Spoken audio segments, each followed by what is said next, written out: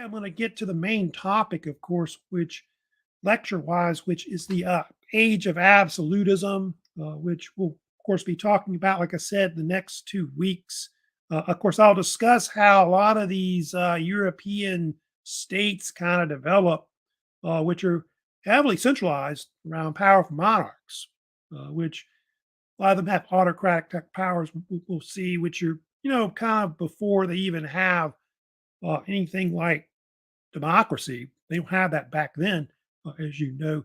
We'll especially talk about, of course, the Kingdom of France, which was one of the first that's really kind of like absolute, like this format. So if you have any comments, questions about this lecture in the live stream, let me know. Or you can always leave me, of course, comments later on my channel. If you want to subscribe to my channel below, you can also, of course, as well.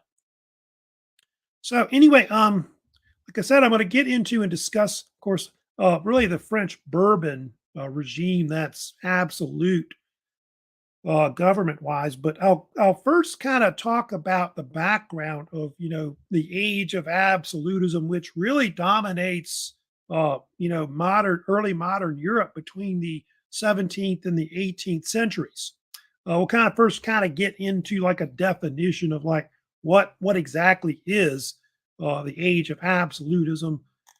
There's different definitions of it, but like clearly the main thing you see here is that between the 16th and the 1700s, you had this deal where you saw the rise of the European state system, where monarchs had autocratic power. What I mean by that is they micromanaged the state. They ruled without any elected type legislative bodies. So there was like a limit or a check on their powers. And so, yeah, they may have had advisors and bureaucracy that were under them, but by and by, most of these monarchs, ruled like Louis XIV. They had a lot of power as a head of state. And so, compared to like, states like, Britain, which had, the parliament, which, obviously had a lot of limited type power on the monarchs.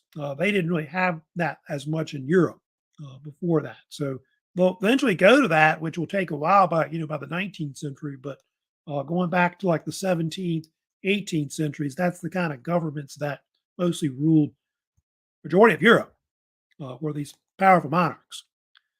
These are just examples of some states that were kind of considered absolute type governments overall. France and Russia usually come to mind the most, but Prussia at one point did, especially between the 17th and 18th centuries. Austria did for a while, so did Spain, and then for a while Sweden did. The Swedish Empire was pretty powerful at one point. I'm going to first talk about what are some influence that really led to, of course, the rise of absolutism. Of course, here's kind of another slide, of course, showing you can see I'll get to it later, but religion has a big connection with, of course, absolutism. There's a heavy belief with the Bible, the fact that, the kings are kind of like the representatives of God on earth. And so that gives the monarch a lot of power, absolute power over his or her subjects. And so that's the kind of, type of government that really, dominates, Europe. And it could be not just, kings, it could be queens, that of course had power over people overall. You can see a decline of feudalism, rise of cities, growth of the national kingdoms. That had a lot to do with centralizing a lot of authority. A lot of the middle class, especially upper middle class, tended to side with the monarchs. Of course, we'll see that later. I'll get to some influences, but one of the first big influence they always talk about is Thomas Hobbes. Hobbes was this English political writer that wrote a book in the 1650s called Leviathan. And it was a type of political treatise that favored the idea of a centralized, absolute type monarch. It kind of compared a ruler to like a sea monster in the Bible. And Hobbes believed that the common man wasn't really capable of ruling You know, because of a lack of education, humans were brutish, they were violent, they were selfish, and so that's why the monarchs were put in power. And he talks about this thing called the social contract, which I think is later coined by Jean-Jacques Rousseau in the later in the 18th century. But he said that there should be some kind of contract between the people and the monarch, where the monarch's given central powers, in where the people are given certain rights. But you'll see later that absolutism is more despotic. That's one thing about it, and so the people don't really get the rights like they should. So Thomas Hobbes, um, that was definitely considered one work that really influenced it a lot. Here's more stuff on one right here. Kind of blow that up right there, but yeah, it was published in 1651. I think might be the actual date. That's when it was published. But you argue that the natural law made absolute monarchy the best form of government at the time. So that was the best. They didn't have that kind of governance we have now overall, and so humans really weren't ready for that type of government, at least in most of Europe. Hobbes was definitely influenced by the English Civil War, which we'll talk about later. That occurred in the 1640s and 50s in most of Britain, and so that's kind of where he got his ideas from. But they think he was probably influenced by the Bible too, as well. They talk about also Machiavelli's book, which was the so-called Prince, which was published in the 1530s. If you know much about that book, it was considered one of the first modern political treatises that really influenced monarchs at the time. They think that King Henry VIII in England was influenced by it. Emperor Charles V, the Holy Roman Emperor and King of Spain, was influenced by it. And so it was considered this first treatise, that political treatise anyway, that kind of taught rulers how to rule and how to maintain their power. And of course, Machiavelli's famous for a lot of these Machiavellian type quotes that he's known for. That's one of my favorite, which he says, a prince must learn from the fox and the lion. One must be a fox in order to recognize traps, and a lion to frighten off wolves. So you have to kind of be like a fox and a lion to basically, maintain power, etc. Also something else I'll get to, which is something that was kind of an influence, of course, is religion. The Bible is definitely a major influence, of course, on absolutely led to the whole divine right of kings theory, where the monarchs is in power because he, like I said, he's the highest mortal on earth, and so the whole king's power is derived from God in heaven. And so there's this thing that it went back to medieval times you may have heard of that was called the Great Chain of Being. It's this medieval influence on hierarchy where the belief is that going up into heaven, the highest thing is God, right? And then you got the cherubs and the angels and all that, the stars and the moon and the planets, etc. And then on earth, you've got the king, right? That's at the top, the church, the nobility, and then the common man. And then you got all the animals and the plants and minerals and rocks and things like that that are on the bottom. But obviously, you see the most important thing is the king, being the highest representative on earth, and that's why he's in power. And so the Bible, yeah, had a lot to do with it. I think sometimes they even compared the rulers in the Bible, like King David or a King Solomon, to kind of emulate how king's power should be absolute.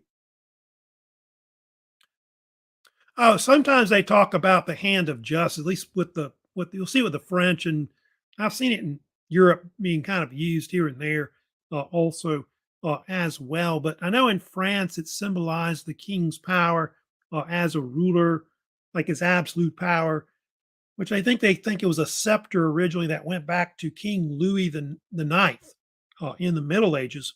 And they say that a king can do three things. He can caress you, he can bless you, or he can strike you. So he has all these powers that he can do as a king. And so their power is so absolute, they can just throw you in prison for no reason. Kind of like the man in the iron mask or whatever. And so that's the power of the kings. And I think the scepter was even used by Napoleon. You can see on the right at one point, the three-fingered hand. Also, they had this man named Jacques Bousset. You may have heard of him. He was a famous bishop in France, and he was a major proponent of divine right theory. And so that's kind of what influenced a lot of the monarchs later, like Louis XIII, Louis XIV, to have more centralized power around the crown and all that. And so a lot of it was because of the Bible and the Catholic faith and those kind of things. And so a lot of that kind of went hand in hand with what absolutism was eventually. So he was definitely an influence, Bousset also. Now, of course, the Bourbons would come in later. The Bourbon Dynasty, we'll talk about them today. The Bourbons was the dynasty that would take over the Valois dynasty that went out of power at the end of the 16th century. The Bourbons, of course, reigned, you see, from 1589 to 1830. There is kind of a gap between when the French Revolution broke out and Napoleon, who seized power in 1799. Of course, the Bourbons later don't really recognize that um, pretty much. But the Bourbons, they'll reign in power, you can see, for over 200 years, almost 2.5 centuries. And King Henry IV, who's often known as different names like Good King Henry, Henry the Great, he was really considered to be the founder, of course, of the Bourbon Dynasty. There he is right here in that picture. I'll kind of show, I'll kind of have there's, if you know about Henry IV, there's some anthems that were kind of done about him. Like the French national anthem at one point was based on his life and his influence on the country. I'll kind of share with you at the end of this lecture today. But he was the founder of the Bourbon Dynasty. If you remember correctly, he was kind of cousins to the Valois, but also the Medici family, which, from Italy. And he was a descendant of this duke named the Duke of Bourbon, which they actually pronounce it Bourbon, so they say in France. The Duke of Bourbon, Louis I, who went back to the 1300s. And you remember about Henry IV, he was the famous ruler that was a Huguenot that converted to Catholicism. And of course, he's known, if you know about this, for helping to end the French wars of religion when he issued the so-called Edict of Nantes, which gave Huguenots, or the French Calvinists or Protestants in France, religious rights, like to have their own churches and all that. And so that kind of gave him a good name. And so later he was known as, like I said, Henry the Great. A lot of people called him Good King Henry. And so he was later recognized with a national anthem named after him, which is, I think, the common name they call it is Viva Henry IV, which I think was, I want to say, developed in the 1580s. It was actually at one point used as the national anthem of France, like the Kingdom of France anyway, up to maybe 1830 at one point. For the Marseillaise, of course, replaced it. And so he was like one of their first national heroes, of course, of the Bourbons. The Bourbons did go back a long way. They're kind of like a cadet branch of the Capetian dynasty, but they're the most well known of the different dynasties, of course, of France's history. Here's, of course, another image. 1598. That was the year, of course, remember correctly, that he issued the Edict of Nantes. But like I said, he was a Huguenot originally. He was a Protestant who converted to Catholicism. And so that's how he was able to, of course, come to power afterwards. But a very clever, very good leader, of course, in their history. Now, of course, his son would come in later, which is Louis XIII. What happened was Henry IV was actually assassinated in 1610. It was this man named Francois Rabelais that actually stabbed him to death. I think with some kind of dagger or knife, some kind of Catholic fanatic. I guess they didn't like the reforms he was doing with the Huguenots. And so he was murdered, and Louis XIII came to power. I think he was like maybe around 5 years old. So he's the so called second Bourbon king that comes in at that point.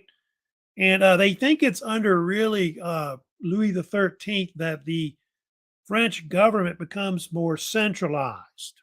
You're going to start seeing that under Louis XIV afterwards, the son of Louis XIII. And they think a lot of the influences of why the French government became more centralized around the crown was because of this man named Cardinal Richelieu, who was considered one of the first chief ministers of France, who kind of rose to power in the 1620s. Here he is. Here, of course, is Catherine. I'll kind of talk about also her as well, which Marie de Medici. A little about her. She was the widow of Henry IV. She actually outlived him after Henry IV was assassinated. She was the kind of like the power behind the throne under Louis XIII, which was her son, and they think she at first helped get Cardinal Richelieu appointed, although later I think they came to loggerheads, if you know about that, her and Richelieu. And Richelieu and Louis XIII later had to have his mother exiled because she had too much power, the Medicis and all that. But Richelieu is a pretty important figure.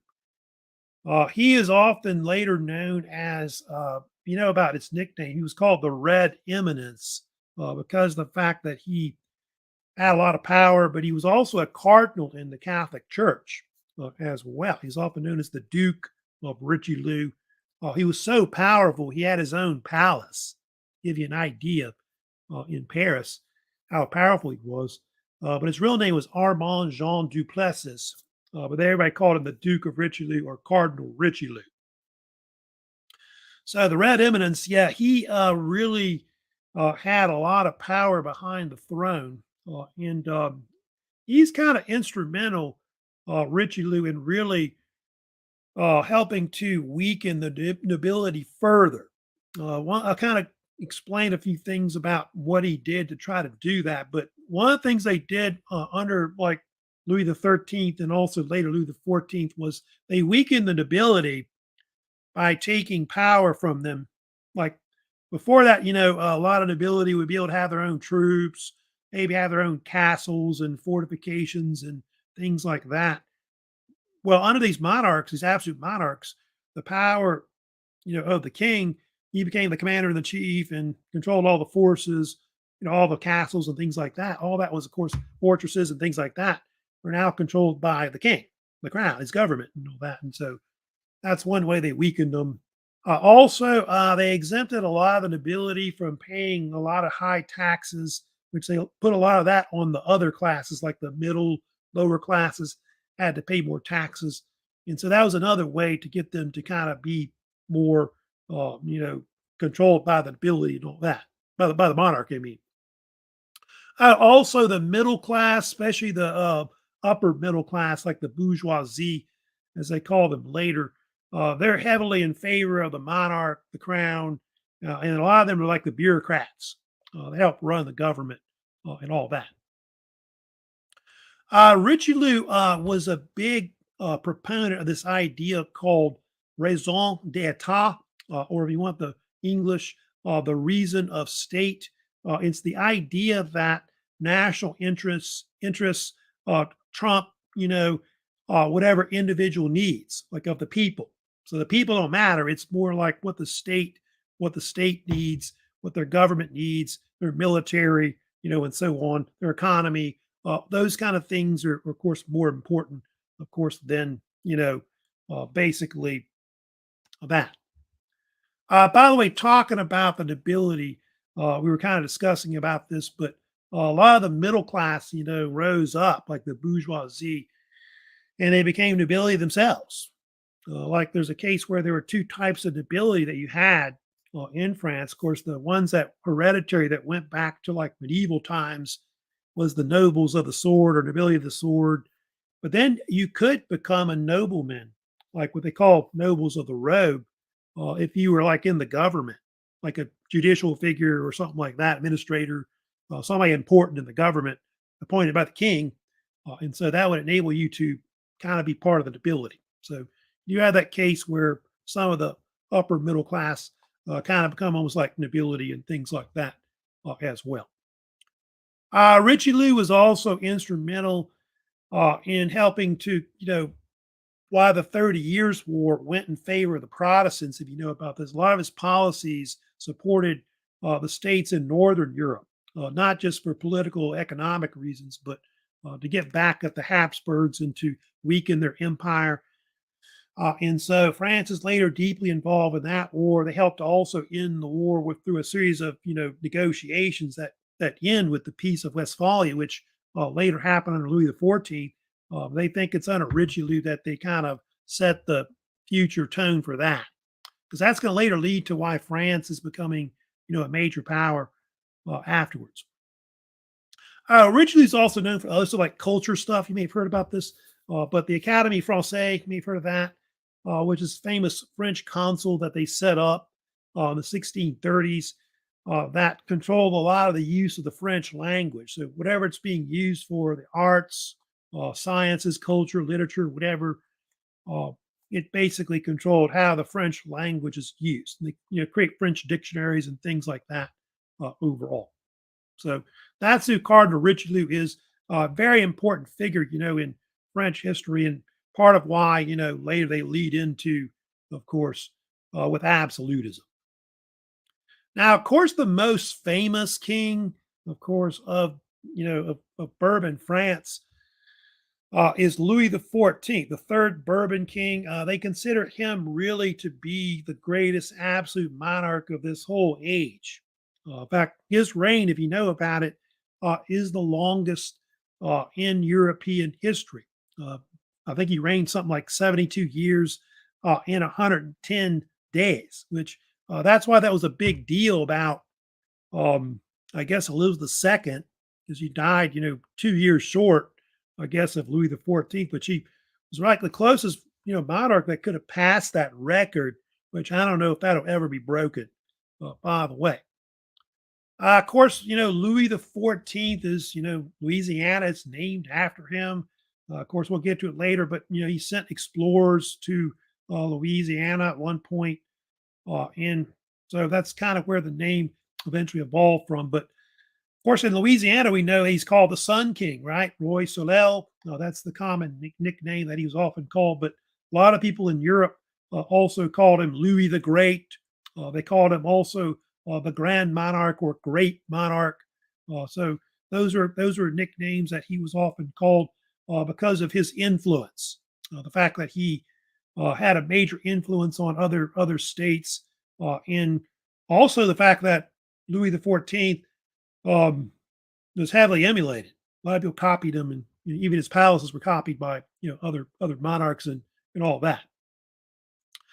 You may have heard of his famous motto that he went by supposedly, which is "L'État c'est moi," which really means "the state is me," but a lot of people will say "I am the state," and so that was a kind of a motto that kind of summed up the political theory of what French absolutism was, or at least the idea of how the monarchs were very autocratic in power.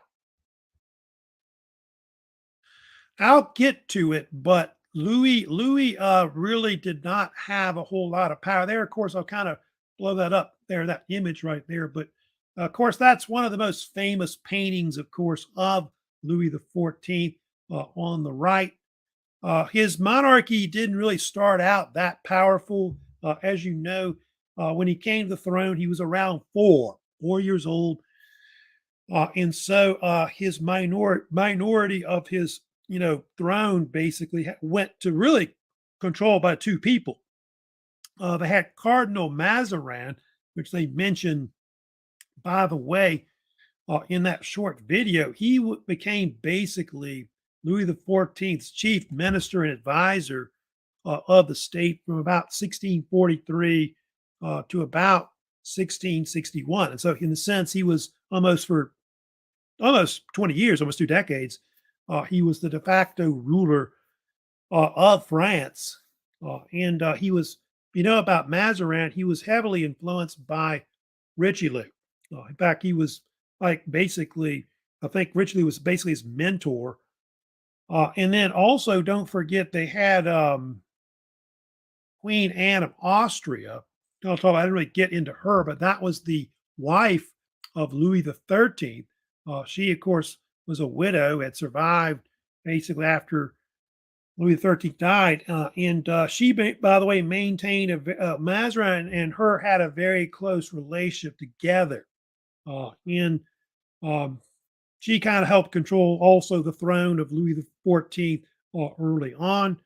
Although they think Mazarin, like I said, was the brains and the real control of the throne in Louis's early reign. And there were rumors that, which they think are probably true, that Mazarin was a lover of Queen Anne. They were kind of in some kind of relationship together. The French nobility knew about it, and they gave him different nicknames. I think they called Mazarin the custodian of the Queen's bed. And I think there was another theory where they called him the Italian thief, because if you know about Mazarin, he was actually Italian. And so a lot of them mistrusted him.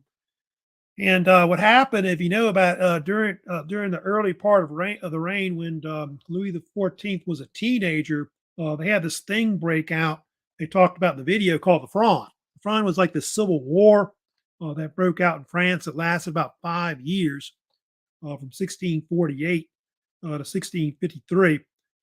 And I think they call it the Fronde because it means the sling, because they threw rocks at the supporters of Mazarin, I think was the term people did. And so the name stuck. And but the nobility tried to get rid of Mazarin. They tried to exile him, I think, a couple times, but Mazarin was able to maintain power and eventually take control of the state more and help centralize the power even more. And so that's why Louis XIV becomes such a centralized monarch, absolutist afterwards, due to that. Also, I'll kind of mention as well, I think it's right here. They talked about in that little short video about Louis XIV's wife, at least his first wife, which is Queen Maria Therese, or Teresa, as they call her. She was actually a Spanish Habsburg that married him in 1660. It was a political marriage to try to help in military conflicts between the French and the Spanish, which have been going on since going back to Louis XIII's reign, Franco-Spanish War conflict at the time. And so the only thing about that marriage was they allowed Louis XIV to marry her, but they refused to give him a dowry. And so, if you know about it, it sparked another war with Spain afterwards, which I think was called the War of the Devolution in the 1660s. And so later, he has a lot of conflicts, Louis XIV, with the Habsburgs, especially like in Germany with the Holy Roman Empire. Louis was notorious for having a lot of mistresses. His most famous was Francois d'Aubigné, who everybody called later the Marquis de Maintenon. And she was very important. She was considered the so-called chief royal mistress, which a lot of these kings of France had. And they helped run the household, take care of the children. And I think they slept with them too, I guess, as mistresses. But she was very important as actually one of Louis XIV's closest advisors. I think Louis XV had some women like that. They were kind of the same thing, like a chief royal mistress as well. And so that was something that was quite common in those days. But Louis XIV was, like I said, known for having many, many mistresses. There's a theory that they got married later, like a secret marriage has been talked about, but they think that Marquis de Maintenon was his second wife, but it was much later after his first wife, Maria Theresa, died. Of course, the most famous thing that Louis XIV is known for is, of course, his famous Palace of Versailles, which he began constructing in the 1660s. You can see here some images of the Palace of Versailles. Now, the Palace of Versailles became, if you know about it, his main court, which construction of it primarily happened between the 1660s and the 1680s. It was built kind of southwest of Paris at the time. And there's the, of course, image of the Fronde, which ended in the 1650s. But part of why he built this palace was because Louis XIV did not like living in Paris. I guess because of the Fronde, you saw that image right there, and he also wanted to use this palace to kind of micromanage and control his state, but also to control the nobility. You know, and Versailles, becomes the central court of at least, three Bourbon kings: Louis XIV, Louis XV, and then later Louis XVI as well. So it's going to be almost like a capital, if you want to say, of the country between 1682 up to the French Revolution in 1789. The palace, by the way, was influenced by a lot of Italian Renaissance architecture, which they often call it Baroque architecture. So it has a lot of decorative and theatrical type styles to it that are real fancy. And so the palace was built not just to show the opulence of the period, but also to show how wealthy and showy, the monarchs are, et cetera, in Europe. And a lot of these ideas, spread to the rest of Europe. So other states kind of copied Louis XIV and built similar types of palaces overall. There were different people that built it. So starting like 1661 is where it was first constructed. There were several men that were involved in the construction, of course, of the palace. Louis Laveau, he's kind of considered to be one of the most important involved in the early construction of the Palace of Versailles. He was considered one of the main architects that was involved in it. Laveau was also involved in the construction of the Louvre, which was originally a French palace, which is now a famous museum in Paris. So he's kind of an instrumental figure involved in the construction of it. Also, another man was Andre Lenotre. He was a French landscape architect. He was the one that kind of the chief brains behind the design and the building of all the Palace of Versailles, different gardens they had, the different parks, the fountain works that were put in, ponds and things like that throughout. And Lenotre had an influence on other uh, landscape architects also in Europe with palaces as well. There was also Charles Le Brun. You may have heard of him. He was a famous French artist that was pretty much the main one instrumental in uh, aiding in painting the ceilings of Versailles. Because you know about the ceilings of Versailles, they're famous for all these tapestry paintings that they put in. And Louis XIV thought he was basically the greatest artist in France at the time overall. Here's kind of an interior of what the map of the palace looks like overall. So you got this main court that you walk into right there. There were two wings. There's kind of like a southern wing and a northern wing. And the royal court meets, you can see on the right hand side there. Then you can see all the different suites. You got the king's suite, which are on the right in the back in front of the hall of mirrors. Then the queen's private suite, of course, on the other side, on the left. There's also assembly hall on the left. And then you can see on the right side, there's a chapel where Louis would have his masses, which he was very religious, by the way. Louis probably have a mass every day. And then also where they would put on operas. Operas we usually put on during the year. And Louis was a big patron of the arts, especially artists like Moliere, Jean Racine, who were great playwrights at the time, and all that. And then you can see the Hall of Mirrors, which is on the back side of the palace as well, where all the gardens and parks are behind. There, of course, a statue of Louis XIV. That's part of the courtyard area, of course, coming in to the palace right there. Of course, the most famous, really, hall that was really part of the whole Versailles was the so-called Hall of Mirrors, which were built by this man named Jules Mansart. It was one of the last things that was built, at least the main part that was built at Versailles.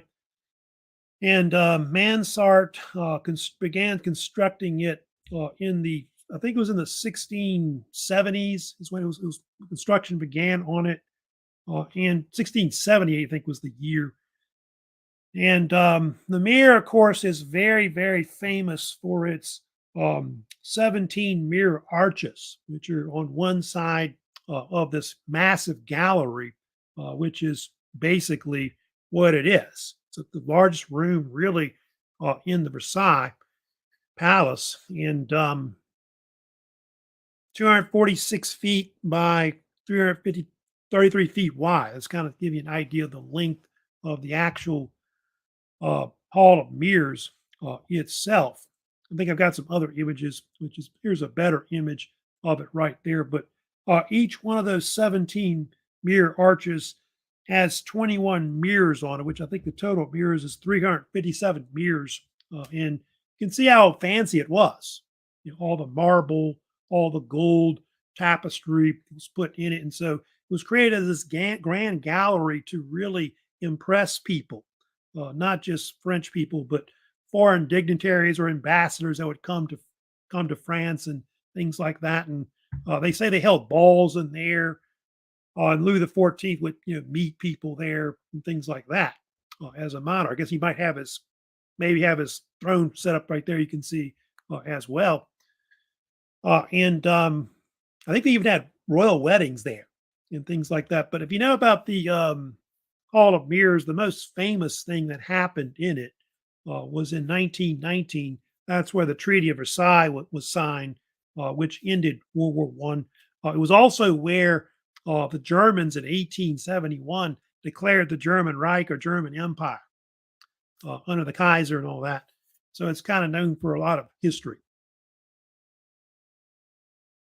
There's kind of one of the entrance into it. Of course, you see right there, and the Hall of Mirrors is back there behind those doors or windows. And kind of here's some statistics, by the way, on Versailles to kind of give you an idea how massive this place was. 2,000 acres of grounds, 12 miles of roads, 27 miles of trellises, 200,000 trees. They had orchards and orangeries that were put in by La Notre.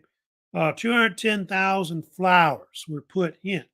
I think I'll get to it later, but tulips was real popular, and that was the favorite flower plant of Louis XIV. 80 miles of rows of trees, 55 acres of surface area of the Grand Canal that goes to it, 12 miles of enclosing walls, 50 fountains and 620 fountain nozzles, 21 miles of water conduits, 3,600 cubic meters per hour of water is consumed, I guess with the fountains and all that. 26 acres of roof, 51,000 square meters of floors, 2,153 windows, 700 rooms total in it. I think it's over time. 6, 7 staircases. And one thing about Versailles, it is known for having a lot of artwork. So 20, 30,000 works of art, of course, are in there as well. So it's almost like a museum, pretty much today is what it now is. Here's, of course, other images like the gardens that were put in later in. Yeah, tulips was real big back in the 17th century when Versailles was constructed. They had this thing called tulip mania in the 1600s where the Dutch Republic during the Dutch Golden Age dominated the growing and selling of tulips, and it was like a big stock market, which later crashed, by the way. Here's some more pictures. For some reason, it reminds me of the Biltmore. Have you ever been to Asheville, North Carolina, seeing the Biltmore? It's kind of reminds me of that, especially that part right there. Now, I want to also talk about this man that was under Louis XIV that was really powerful. Louis like I said, kind of micromanaged the state.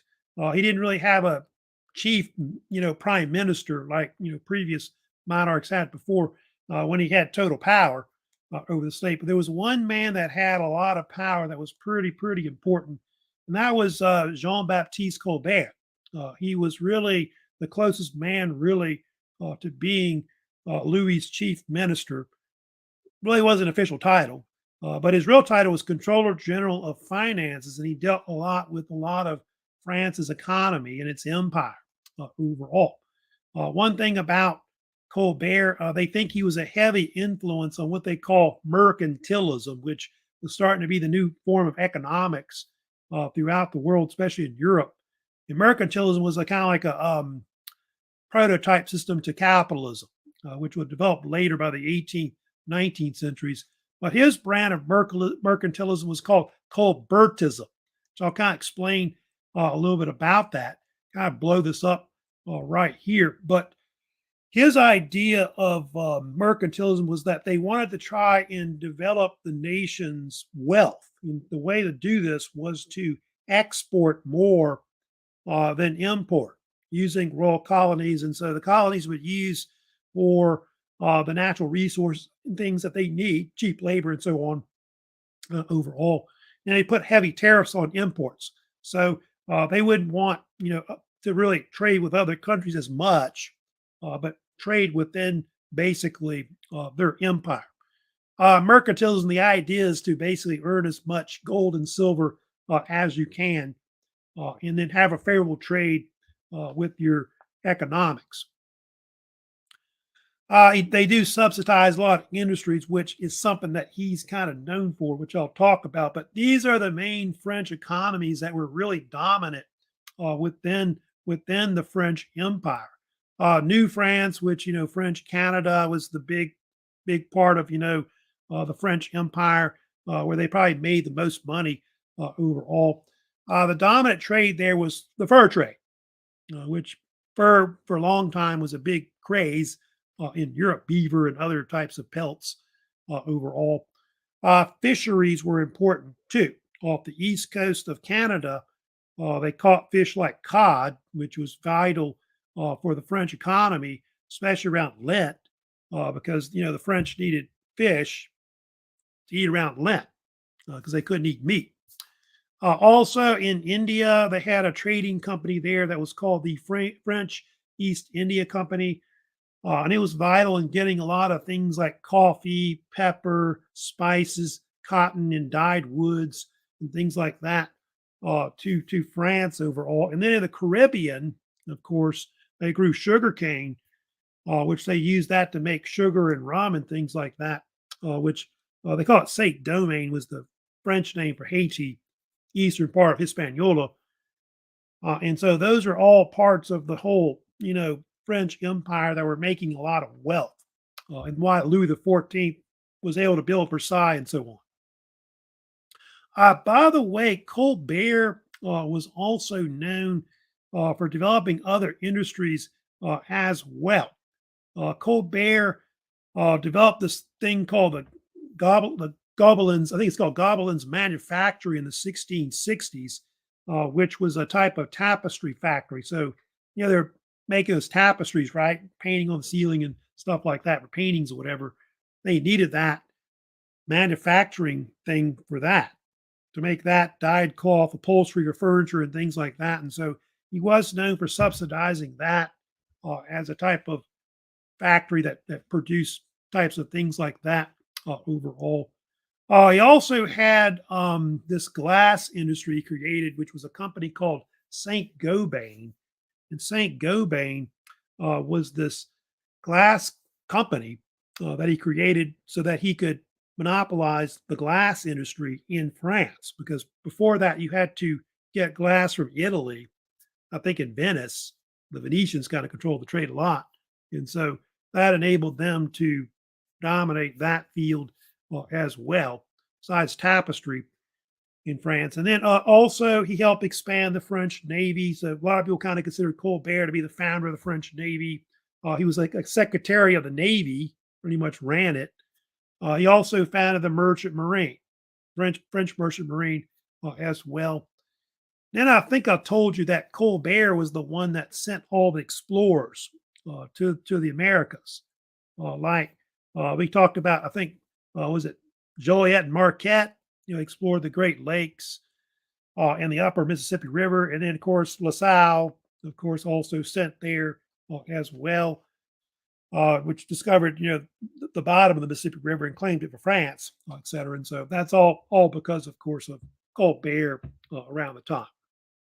Also, Colbert was instrumental in also expanding France's transportation networks, roads and canals, and he did this through a labor tax, which I told you before was the corvée. I talk about the corvée, but he used the corvée to force people to work for the state and help build roads and things like that. I imagine a lot of peasants got put into that, of course, the only thing. He raised tariffs to protect French industries. There is one notorious thing he's kind of known for, Colbert. He is the one that they think helped draft up the Code Noir, the so-called Black Code or Slave Code that regulates slavery throughout the French Empire. So that's something he is kind of known for today, but it was published after his death later. So kind of talking about some of the things that Colbert was really famous for. But Colbert, like I said, was a big influence on mercantile type policies throughout Europe that other countries kind of copy eventually. There is one thing that's very controversial, of course, about his reign, Louis XIV. And as you know about, he revoked the Edict of Nantes. They talked about that in a little short video a little while ago. And October 1685, he issued this edict, which became known as the Edict of Fontainebleau, which is a famous palace also in France. And what it did was it revoked the religious rights of French Calvinists in the country. Kind of blow it up here, but it basically what it meant was they didn't have the right to have their own churches, their own schools, and they were either forced to convert to the Catholic faith or leave the country. That was basically, their choice. And so 100,000 or more, they're not sure how many people actually left. That's kind of, I think they said in the video it was a few 100,000, but at least 100 to 200,000 I know left at one point. And they do think that the revoking of the Edict of Nantes had a negative effect on their economy, because if you know about a lot of these people that left, a lot of them were people that were vital to the French economy. I think artisans and other kinds of people that were kind of vital that he had needed before. And so a lot of them left. It created this brain drain where they went to like Germany and the Netherlands. And there's a story where they went to also the British colonies, like in the Americas and et cetera, to help influence like the future United States. And so that's something he did. And why did he do it? Why did Louis revoke the Edict of Nantes? Because he was, like I said, a staunch Catholic. He believed that France ought to just be a Catholic nation. But he also didn't like the idea that Huguenots, Protestants, had any political power. And so after he got rid of most of them, he declared that he had, I think there might have been 1% or something after that, maybe left. I think they were still in France. But a lot of them were forced to convert, is what happened. I think under Louis XVI, they later apologized, of course, for revoking the Edict of Nantes, but I guess it was too late.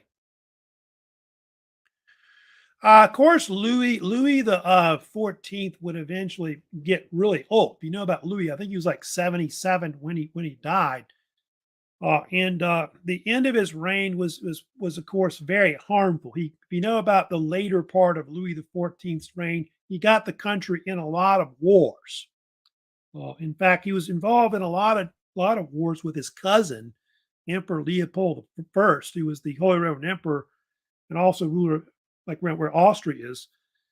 And he was really his greatest rival overall. And so the two tangled in a series of wars, which the two most famous wars they fought, which they mentioned in the video at the beginning, was the 9 Years' War, which took place in the late 19th century, which was a conflict that broke out because of the fact that Louis XIV wanted to push into part of Germany, like around the Rhine River region, which is highly contested area between Germany and France up to like World War II. He wanted to take control of the Rhine River area, Rhineland area. And then the other conflict was the War of the Spanish Succession. That was a case where the King of Spain, Charles II, didn't have any heirs of the throne. And so he gave the throne to Louis XIV's grandson, Philip of Anjou, later known as Philip V. That caused this big war in Europe because the Habsburgs didn't want Spain and France to combine their forces together to be like, one Bourbon, I guess, empire. And so that's what caused that war, of course, to break out.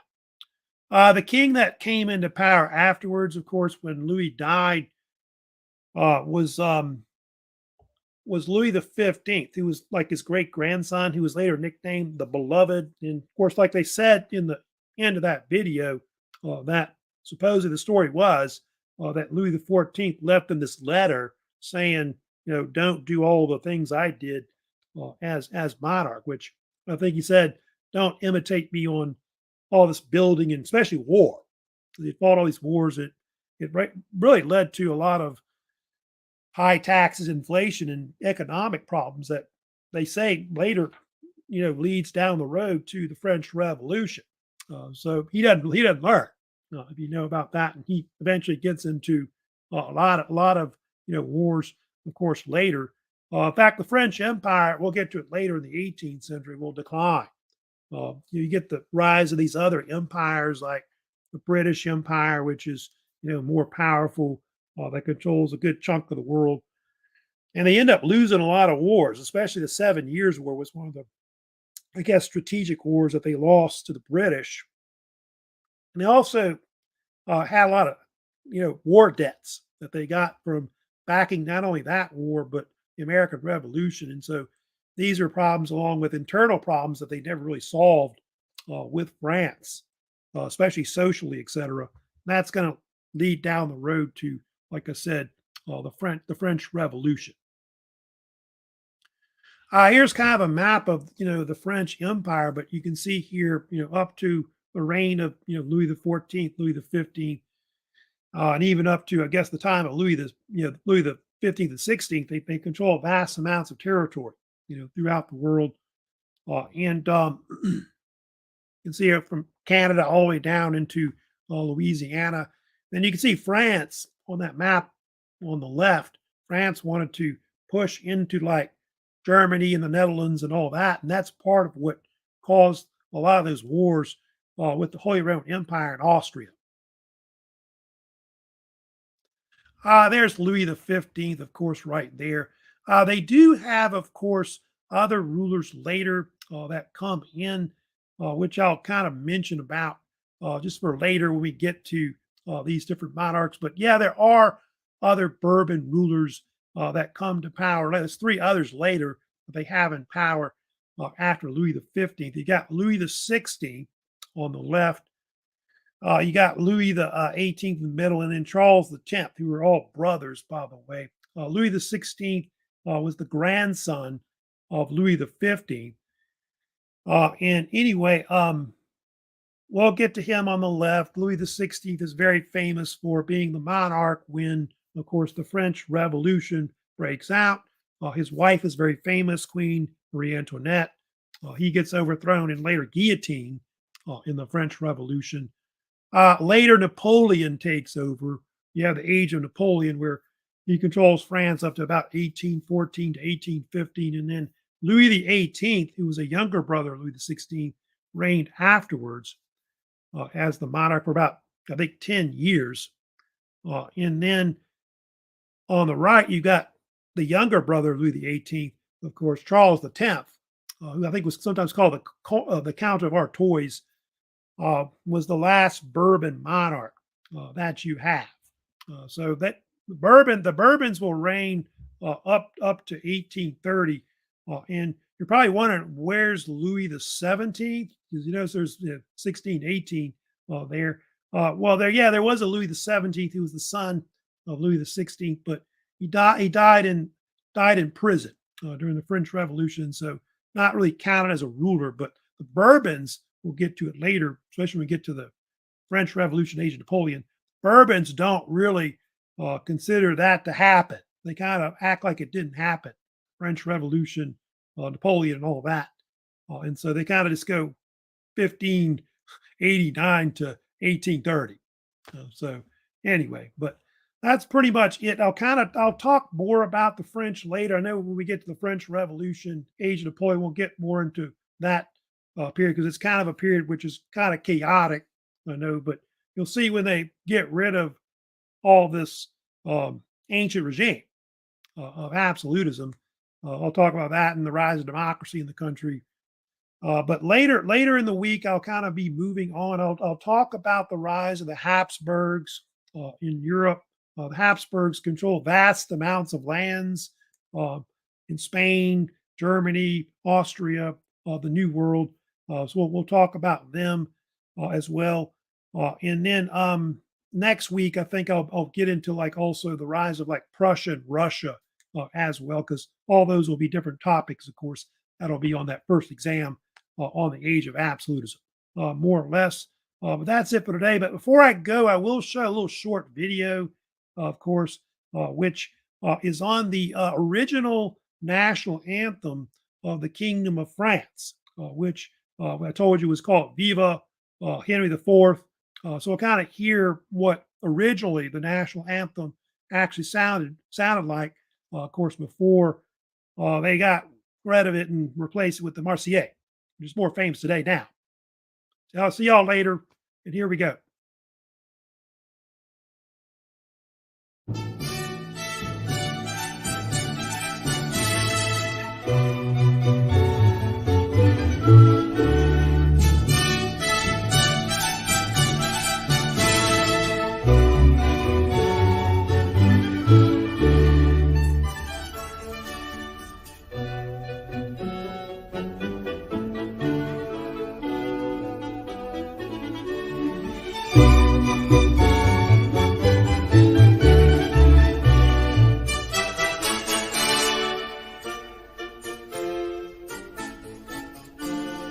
Vive Henri IV, vive ce roi vaillant.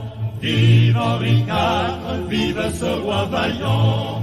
Ce diable à quatre a le triple talent de voir et se battre et d'être vert galant. J'aimons les filles et j'aimons le bon vin.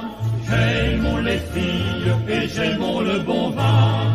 De nos bonneries, voilà le gai refrain. J'aimons les filles et j'aimons le bon vin. Au diable guerre, rancunes et parties. Au diable guerre, rancunes et parties. Comme nos pères, chantons en vrais amis. Au choc des vers, les roses et les lys. Vive la France, vive le roi Henri. Vive la France, vive le roi Henri. Car un son danse en disant comme Paris. Vive la France, vive le roi Henri. Vive le roi Henri.